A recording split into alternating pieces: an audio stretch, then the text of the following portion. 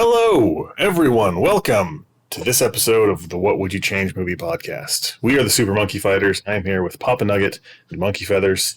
I'm, of course, Loki. This week, we are going through the 2014 film, The Babadook, which is the story of a single mother and her child fall into a deep well of paranoia when an eerie children's book titled Mr. Babadook manifests in their home. It was written and directed by Jennifer Kent. Stars Essie Davis, Noah Wiseman, Daniel Henshall, Barbara West.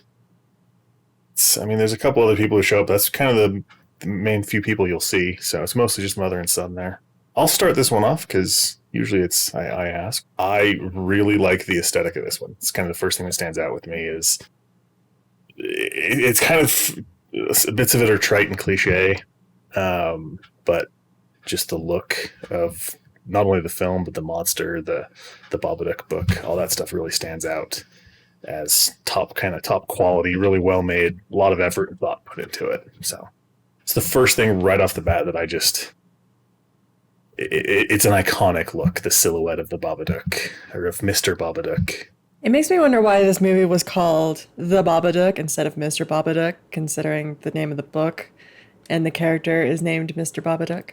It just kind of makes me wonder why they didn't just title it Mr. Babadook. Side note, but that's just my thought. Yeah.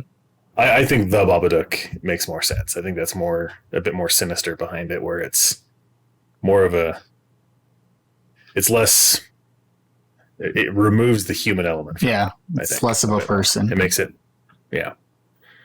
more of a monster or an unstoppable force to be The Babadook rather than Mr. Mr. Babadook seems like it's the guy who's gonna, snatch you up and take you to his basement kind of thing. And I think, in my opinion, they were using the book Mr. Babadook, but the representation of what it meant was the Babadook. So Mr. Babadook is the character in the book, but the Babadook is the realization and what they see and deal with in the movie. So there's plenty of other things I want to get into, but that's just right off the bat. I think they did a really good job of creating that iconic kind of monster movie look. It just fits that really well. It's kind of reminiscent of the silhouettes from the Friday the 13th. Feathers, what'd you like? I was going to say that I actually liked that this movie was creepy and that it relied more upon building up the horror and less upon jump scares. There was one jump scare I would remove, but overall it was very creepy. One of the standout scenes is, I guess the mother's official interaction with the Babadook, but she hears the scraping along the floor and the door opens and then she flips the covers up over her head, but then you hear the creature speaking and it just sends the chills down the spine and you're just like, I'm good. Thanks. Well, I don't want to be here anymore. There's a lot of those scenes too that if they didn't do really well in building the tension throughout, they'd be really goofy. Because in that scene, oftentimes the Babadook represents itself as just a pile of clothes, hanging on the wall. It's like the suit and the hat. It's like that on a hat rack that scoots into the room. And if you didn't build the tension up beforehand, that's a really goofy scene. The door opens up and the little hat goes into the shadows. But it is really creepy because they take that time to build that tension up. So I do like that. Yeah. And a lot of it, I think, really does come down to the use of sound in this, because another scene was when the book reappears after she tore up the pages and everything and it's reassembled, and she's going through each of the scenes as it gets more and more, I guess, darker, of her killing herself, killing all these other things, and the use of sound in that helped build up the tension of what was going on, and it made it really creepy. So I applaud this movie for wanting to build up the scary creep factor and not rely on jump scares. Kind of to add to that, there's at least one point that I remember when they cut out the sound, right? And all the tension drops. I think it's when she's going down the stairs and they use the sound to to release the tension by removing the creepy sounds. And, Yeah. Well, and there's one time it does really well with, it's the first time she tears the book up, she throws it in the garbage can, and everything stops as soon as she drops the lid. Mm-hmm. And it's that just the tone, that building of tension within the tone, that just, it's like gone. you don't realize it's there, and it's as strong as it is until she closes the lid. Yeah. And it's gone. Mm-hmm. And then it's out. Yeah. And it's that momentary relief from the immediate stress, but you're still on kind of high alert. So, and there's a lot of little things they do with how they frame things, how they light things, how characters interact, and those kinds of things that really continually build that up. Nugget, what else stood out to you? Like I would echo what you said, as far as the design and the artistic style of the Mr. Babadook book. And I mean, the one thing that really stood out to me, like, it's like, why are all their walls in their house gray? Like, they must really hate their lives. But I mean, it's to kind of push that. The film is usually pretty desaturated, for a number of the shots. But then they can use that to juxtapose other things by bringing in colors to kind of emphasize different parts of it. So kind of using that is just another way of kind of just expression. I thought was done pretty good, especially in kind of the style of this film. I will say, like I've said in other ones, that, like, this is not my kind of movie, and I have a hard time, and I think I honestly kind of at least came to some understanding as to why I probably don't like these type of films as much, and it's because I think because they are either kind of stylized over the top, and while it's supposed to be kind of a real life story-ish, but they're trying to explain like deeper meanings and threads, which I think I just can't see that as well in these types of films. Like the over the top kind of stylistic stuff, I think I get too stuck on that. And I completely found myself the same way with this one. It's like I'm looking at it really much at face value, and doing that makes it a really stupid movie. And I think just horror films like this in general, like, I have a hard time trying to look too deep into them, which they obviously are trying to mean something more than just the surface level. Yeah, I think this one, there is a much deeper meaning behind it, but it's you don't have to really look far to see it. No, and it's not a stretch. It's not a stretch of the imagination, but it is still veiled behind that monster movie. Right, ghost it's a metaphor, story right, for what they're trying to represent. This one, I think, pulls that off a lot better than other things, where every horror movie is a metaphor for something, and they are either well received or not, depending on the era that they come out in. And the monsters that scared us, the audiences in the past, are representative of the fears they had in the past and those kinds of things. And this one, I think, fits that same mold. Where the monster represents, depression and mental illness and all that kind of stuff. Like, looking at it as the metaphor, it's really good, but it's really something I can see it being difficult to see past them, or to see into the metaphor and see past just that. And I think the reason is because they are generally very overt, stylized. Because, I mean, they are shot in, like, and especially this one, are shot in ways to, like, these are not normal. This is not a normal film. Like, the shots are not normal. Things are weird. They're there to make you feel uncomfortable. And I think it's easy to get hung up on those elements of just watching it. Like, you can't, at least I find myself, I have to, like, force myself to think about, what is the deeper meaning? Because it's easy to just kind of jump on it and go along for the ride, whether it's a good ride or not. Like I said, I enjoyed the aesthetics. It relatively kept my attention, but it felt dragging at a lot of times. So, I mean, I think so overall, surprising, because it's only an hour and a half. It is a fairly hour and a half. Yeah, it was not a long movie. Yeah, comparatively to films a lot of them these days. But I mean, I think technically, like, it felt like it was done well. There wasn't really a lot of technical things that brought me out of it. And it's kind of hard to say with something like this because I think you give it more leeway than maybe more traditional films because of the different ways they employ devices and shots and everything. Yeah, and I think that they do some things that are pretty standard.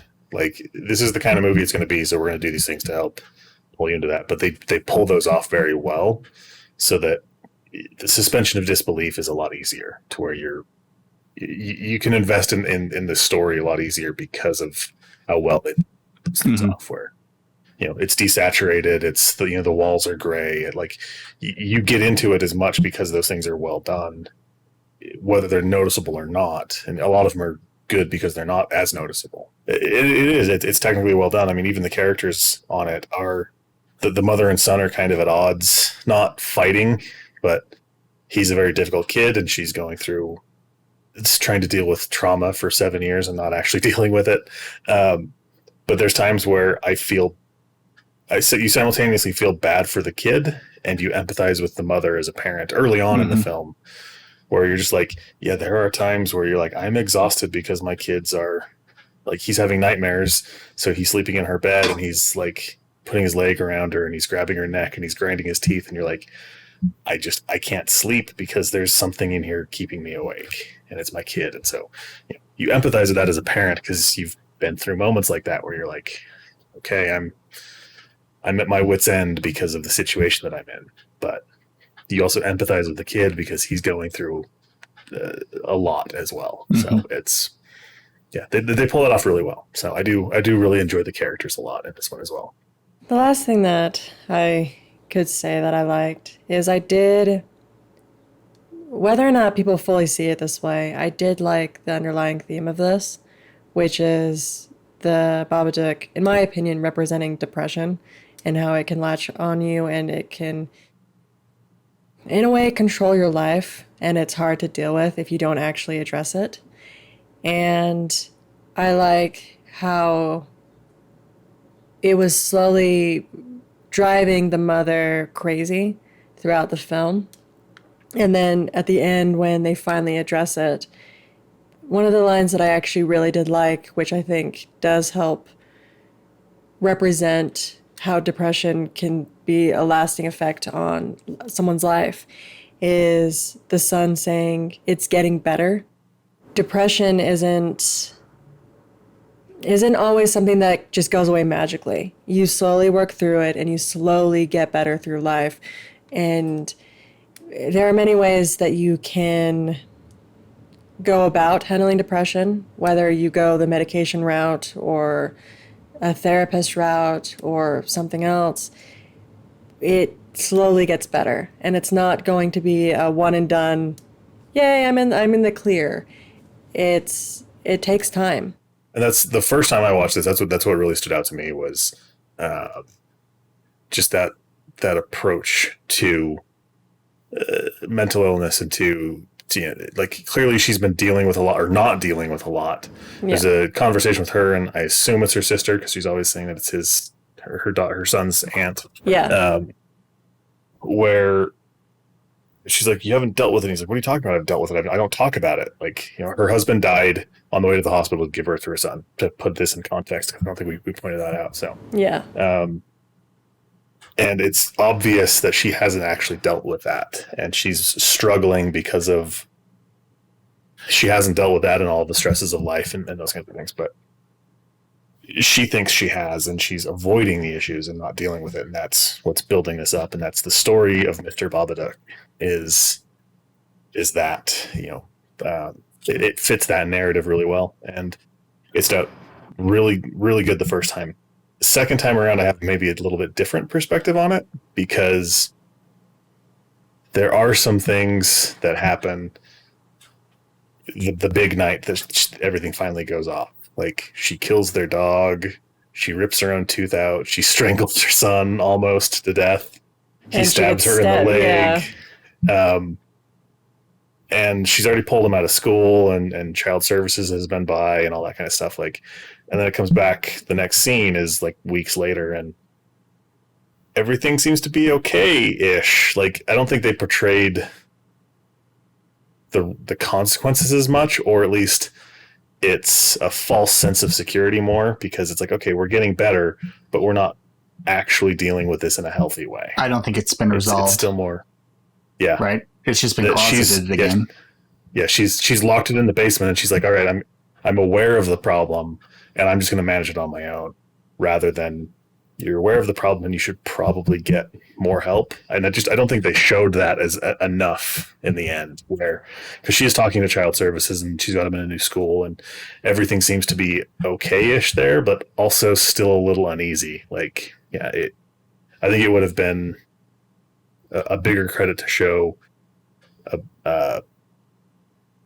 a better support system in place for her, because it's still just her son. Her neighbor was watching her son while she was at work. Like, her support system is still just kind of small. It's not, she doesn't. I felt a lot more uneasy this time at the end than I did the first time I saw it. The first time I thought, okay, this is okay, and the second time I was like, nah. This is going to be, next year. But the problem is it's all going to happen again. So, but the problem that comes with that is, I think in a way it's left open to interpretation of what happens. Yeah, because with it being weeks later or whatever, you don't really get the understanding of what the consequences were, because she got stabbed in the leg and she goes to the hospital to get stitched up, and child services would come by and be like, hey, what happened to your leg? Why is there a stab wound in your leg? Or anything like that. And so there aren't the consequences to that, or any shown resolution to it, because we don't know if she's taking medication for her depression. We don't know if she's seeing a therapist. We don't know. And so it is left open to interpretation just based on the ending of she seems happy, he seems happy, but we don't know. I think that's the interpretation. The first time I was like, okay, this is going to be good. Second time I was like, nah, this is setting up for future failure. Yep. But the thing is that they don't shove in your face, but they do acknowledge is that she's at least being open about some things, for at very least. Like, she talks about, the neighbor says, well, careful with your mom's leg. And she's like, oh, it's okay, I've already got the stitches out. But you don't know if the neighbor knows how she got cut. Yeah. And those are the kinds of things where, and she says to the child services, like, oh, yeah, we just had some things we had to work through. Like, she's probably not telling the story of being possessed and all that kind of stuff, because that would be mostly metaphorical, or the demons that she's dealing with. Like, but she did obviously get cut because they acknowledged that she had stitches and that kind of stuff. And so that's more of the, you've made a step, and yes, things are getting better, but things aren't okay yet. You just feel like it. And that's really, interpretation is fantastic for that, because seeing it twice now, my interpretation changed. It felt a little bit darker and more depressing the second time. So, whereas the first time I felt a little bit more hopeful with it. So, Feather's already kind of touched on this. The sound design in this is amazing. The monster noises, the way that the Babadook speaks, those things they match the visual style that they put into it.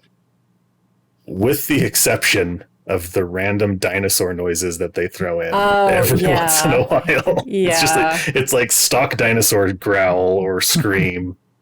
And it's just one of those like, wow, you did really good, and then just kind of threw this in. Like, why is that there? The little like, and you're like, it's just I noticed not do that. I noticed that a lot, and I was wondering what its purpose was. Yeah. Because you have a really interesting monster. You have a lot of interesting sound effects to the monster. But then we're just going to throw in this random dino effect, and it'll off puts you to the scene, because you're like, oh my gosh, I'm so scared. And then random dino effect? Well, it's the problem we've discussed it before with the Wilhelm scream. I recognize this stock sound effect that's been used so many times. It breaks that immersion. And this one is more that you've heard this in video games, you've heard this in cartoons, you've heard this probably within like the voice boxes and toys, those kinds of things. Like, it's that quality difference as well, where you're like, this is a unique custom monster that you guys put a lot of effort into thinking of. And then you just throw that dinosaur noise in there, and maybe there's a joke behind it. Maybe it's like it's their Wilhelm scream for the filmmaker's Wilhelm scream, but it stands out. Make better choices, film yeah. directors and sound designers on movies. That's my biggest dislike, I think, for this one.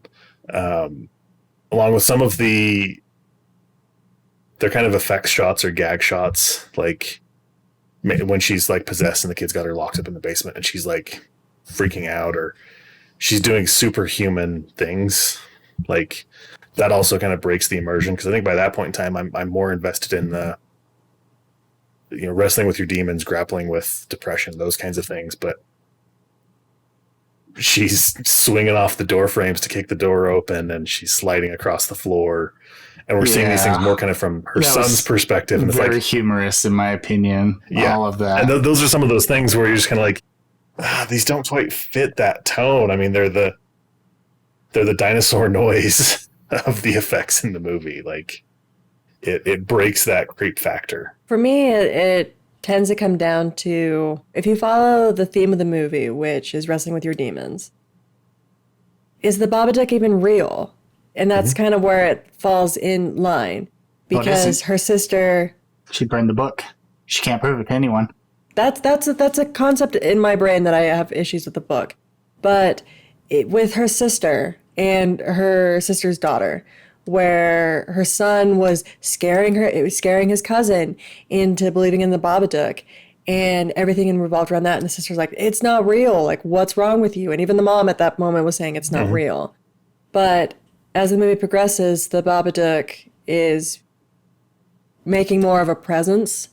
But at the same time, is this just in their minds? The son's mind, the mom's mind, are they just imagining this? Or is there a realistic element to it? And I think that it's hard to discern if it is real or not, especially by the end of the movie, where it's locked up in the basement somehow. But is it locked up in the basement, or is it just the metaphor that it's locked up as part of her consciousness that she's aware of now, and she'll deal with it or not?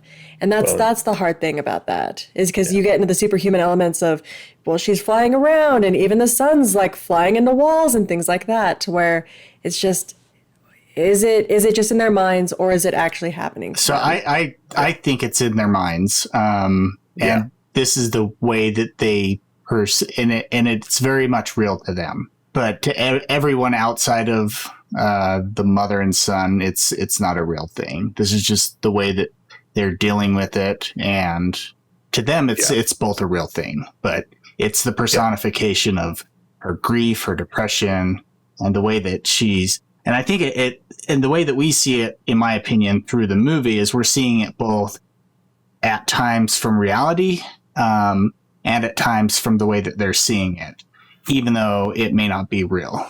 It's tough too, because the Babadook affects her son first. Like, he's talking to it in the car and then has like a seizure. They also never resolve like what's going on with that. Like there's some of those kinds of things that do bothersome. But if you look at the bothersome, real? That's what's interesting about it, is because when her son stabbed her in the leg, I thought, okay, this is just like fake and this is not part of reality. And then it cuts to the end shot where it's revealed, like, no, he really did stab her in the leg. And that's the problem that sometimes comes up with this is, the son with the seizure in the car. Was that real, or was it? I think it was, yeah. I think it was, yeah. Well, and it's if the Babadook represents her depression, the Babadook interacting with her son is how the depression is affecting him. Mm-hmm. And he's also, I don't think they can outright say it, but he seems to be more on the spectrum, where I think the neighbor kind of references it, where it's like, oh, he just speaks his mind as he sees it. Like, he sees the world as it is and just says that. And that plays into how everybody sees him as being different and why they treat him weird and those kinds of things. But the seizure, I think, is something that really happened because he was throwing a fit and couldn't express himself, and his mom was freaking out at that point in time as well. And so, but that's how he's dealing with that. And I think that they wrap that up in the end really well when the two of them are talking about it. Like, the 7-year-old, the way that he can comprehend what his mom's going through is by creating a monster out of it. And when the Babadook takes her, she let it in. That's him recognizing that she let the depression take over, and she's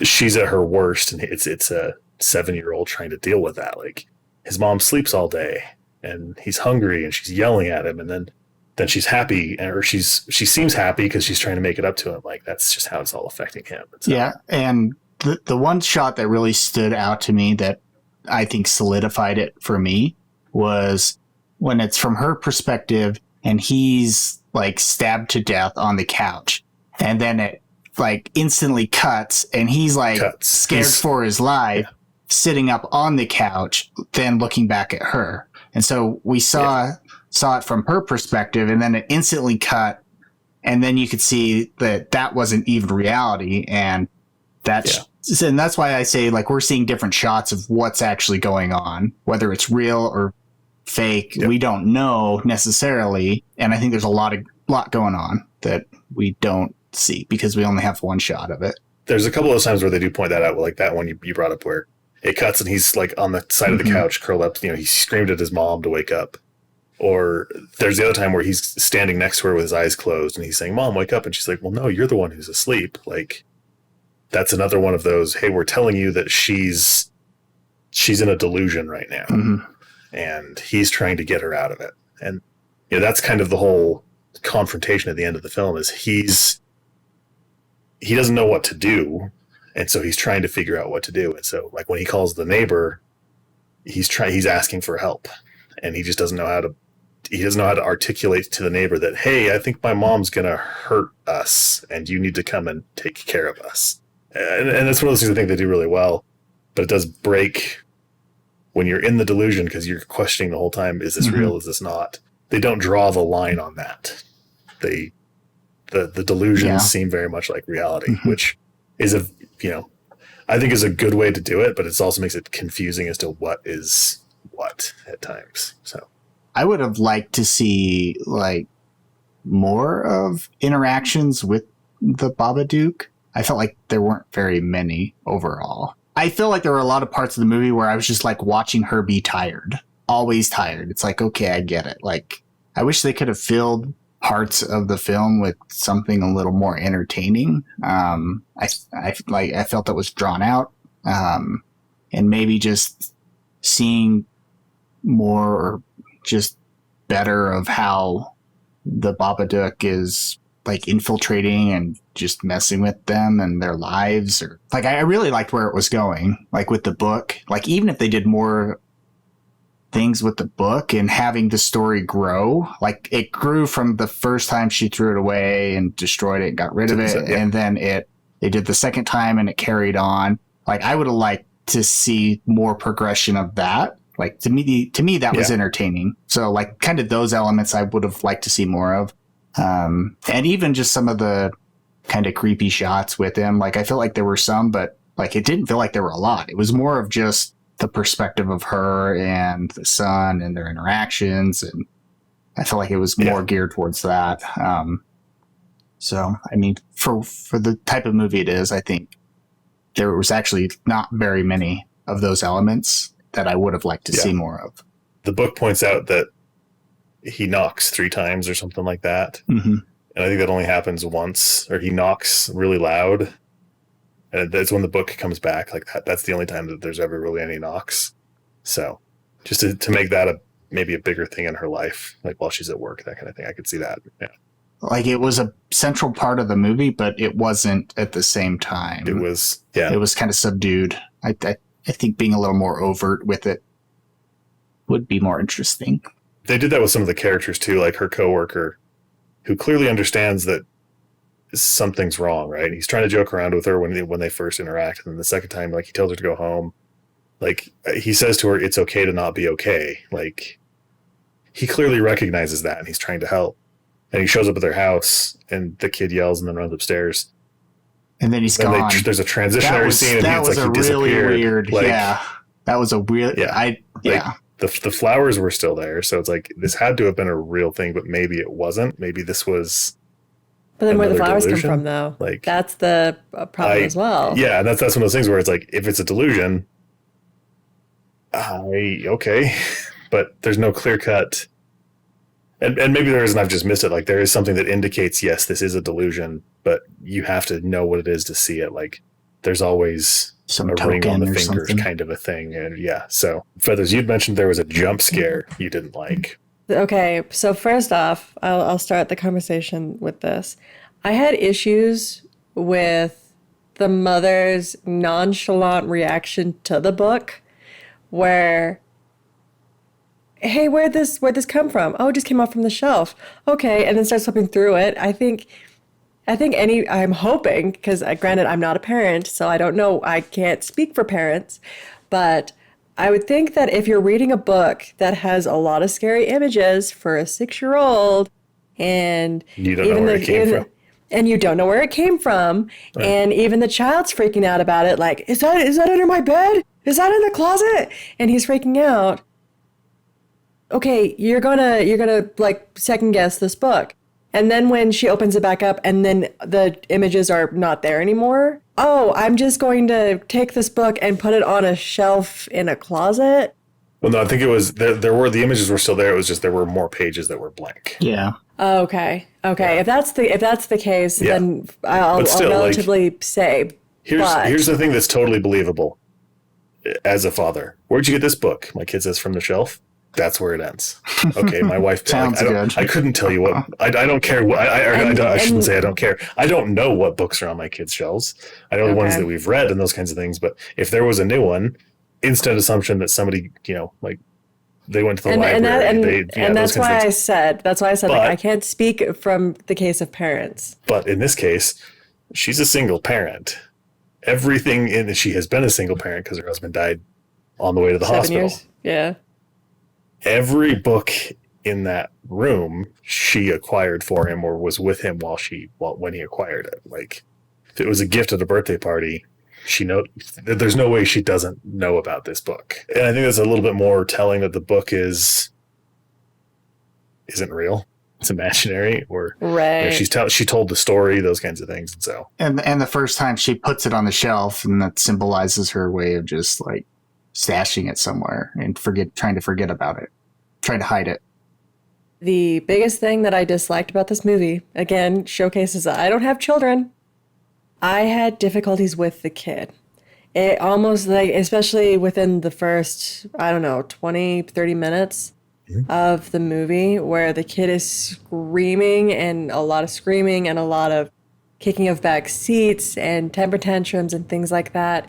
Again, this just really does showcase that I'm not a parent, but it almost made it to the point that I wasn't going to be able to finish this movie. I will say that I actually really did like the fact that as the movie progressed and as the mother, I guess, gave in to her depression and the Babadook was becoming more present, the kid was becoming more sane in his interactions. And that's a poor way to say it, but he was less chaotic. He was less screamy about things, and he was more coherent about what was going on. And I liked that shift in the dynamic between the mother and child, because I would say the mother is more logical and more, this isn't real, this isn't a real story that's going on, and the kid's adamant about believing it. And then as the mother starts to give in to the depression, we'll say, he becomes more coherent and she becomes more crazy. So I liked that swap of it, but just for the first 20, 30 minutes, I almost had to stop watching it because I was not able to handle the kid. Well, and that was those first 20 minutes or so. That's when I felt bad for the kid because he's constantly in distress. And I empathized with her because she's at her wit's end, because she's seemingly got no support with this, and she's dealing with something that she's dealing with too much. It's an interesting journey for the son to see that transition. Eventually he ends up effectively he becomes the parent. He ends up taking care of his mom. And his thing is pushing the whole time is, I won't give up on you if you don't give up on me, or I'll protect you if you protect me. I can't remember exactly the words that he uses, but he's letting his mom know that we're here together with this. You don't have to fight this on your own. Like, Yeah. I'm here to protect you. So even though he's shooting her with darts and hitting her with croquet balls, stabbing her with knives, stabbing her, and it was also self-defense. Like, it was also self-defense. But going back to the kid and the jump scare, the mother is having her me time, and I guess this is the first interaction that the kid's having with the Babadook, and he's getting really creepy. And the mother's having her me time, and it's building up and it's building up and it's building up. And then all of a sudden it's a jump scare. The kid busts in her room and he's like, Mom, it's in my room. It like the door opened on its own and things like that. I didn't like the jump scare because I saw it coming. I saw knew it that coming was from going a to happen. mile And away. I mean, they slowly open the door. They show the kid waking up. I mean, yeah, they telegraph that jump scare. Yeah. I think with everything that this movie had going for it, with its creepy build-up scares, I felt it was a cheap gimmick to just throw in a jump scare. It didn't land the way I think they intended it to, because the things that were, I think, more creepier, more horror elements is when they didn't do the jump scare. They did some cutaways really quick, but when she's looking straight on into the dark room, the end of the dark room, and the wings are spreading out or whatever it is, like they don't cut away from that, or they stay straight on her face to see her reaction as it comes flying towards her. Like, those are the kinds of things that I think really help build that visceral reaction more. And I think a little bit of that comes to with audiences are more savvy. And I think if you play to those, if you expect your audience to know that you're trying to trick them, it's easier to trick them. Or if you're trying to shock or scare your audience and you know that they know you're trying to do that, you really have to put the effort in to make that stick. And so jump scares don't work as well as doing other things that do. So haven't really gone through many changes, but I think we usually kind of discuss those kind of with our dislikes, especially at least on the better made movies. My big change would, of course, be just getting rid of that dinosaur sound effect. Like, just stick with that really creepy, like, Babadook is like the way that it communicates. You're talking to her on the phone. I think it only does it twice. Talks to her on the phone, and it does it when she's hiding under the covers. Yeah, and that those were really good moments. Yeah, and I think I would probably tie on to what Nugget had said earlier, is I would have wanted more interactions with the Babadook, especially if you can then build up the creep factor of it. Because I'm for a good horror movie. And sometimes I'm for good bad horror movies. It really just does depend. But I'm for a really good horror movie. But in my opinion, I want to be creeped out. Don't jump scare me, because it's I'm startled for a moment, and then what's your movie got going for it? So I think if they were able to add more interactions to the Babadook, or just incorporated him more, whether or not it was full-on interactions, and then played up the creep factor with the sound effects, I think I would have been really excited to see that and see how they did it. And so I think that would have been something I would have changed or added. Because the phone conversation, that was really creepy. And it's like the chills at the back that I just think, like, I'm good. I'm going to change my number. Nugget, any major changes? Just same thing. I think the Babadook was a really good character, and I think they should have utilized it more, just visually within the story more, and their interactions. I feel like they really missed out on some great opportunities there. Just as we were discussing it and talking, though, it kind of dawned on me that the Babadook is the monster, but the mother becomes the villain, kind of. And I think that's where you could have maybe made that changes. Instead of her doing all the things, like, that the Babadook, she let it in, and so it's the Babadook doing it through her, but visually show that more. Yeah. I would have liked to make him have a presence there.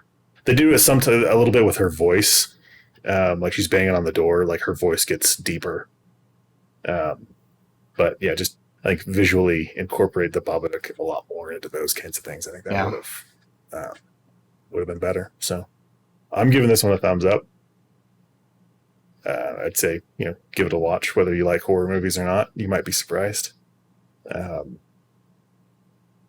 let us know down below in the comments if we should watch more. More horror movies, more comedies, more.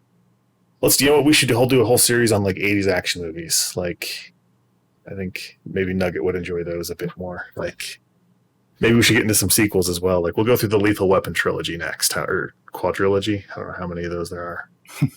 Right, anyway. Let us know down below in the comments, and we will catch you guys in the next one.